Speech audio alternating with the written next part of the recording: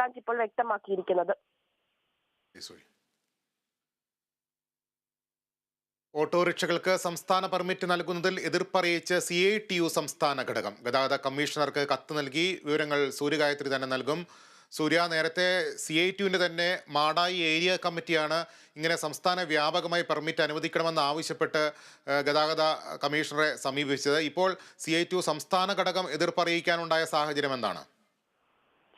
ഈ ഓട്ടോകൾക്ക് സംസ്ഥാന പെർമിറ്റ് അനുവദിച്ചതിൽ എതിർപ്പാണ് CITUയുടെ സംസ്ഥാന ഘടകം ഇപ്പോൾ എത്തിയിരിക്കുന്നത്. തീരുമാനം പിൻവലിക്കണമെന്ന് ആവശ്യപ്പെട്ടുകൊണ്ട് CITU സംസ്ഥാന നേതൃത്വം ഗതാഗത കമ്മീഷണർക്ക് ഇതിനോടകം തന്നെ ഒരു കത്ത് നൽകിയിട്ടുണ്ട്. സംസ്ഥാന കമ്മിറ്റി പെർമിറ്റ് നൽകാൻ അപേക്ഷ നൽകാൻ തീരുമാനിച്ചിട്ടില്ലെന്നാണ് ജനറൽ സെക്രട്ടറി KS സുനിൽകുമാർ പ്രതികരിക്കുന്നത്.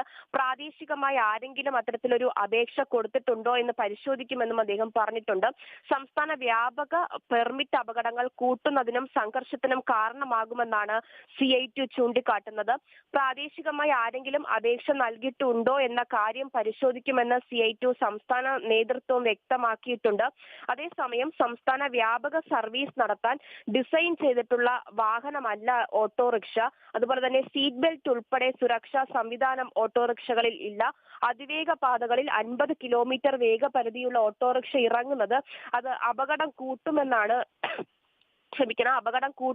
മോട്ടോർ വാഹന വകുപ്പ് ഉദ്യോഗസ്ഥരുടെ നിർദ്ദേശം. ഇതെല്ലാം തള്ളിയാണ് ദൂരവ്യാപകമായ പ്രത്യാഘാതം ഉണ്ടാക്കുന്ന തീരുമാനം അതോറിറ്റി ഇപ്പോൾ എടുത്തിരിക്കുന്നത്.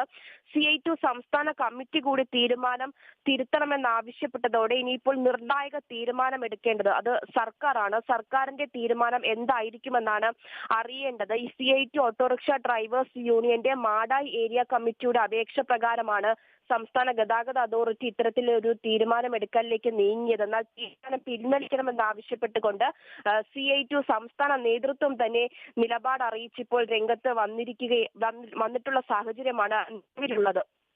ലിബീഷ്. ശരി സൂര്യ.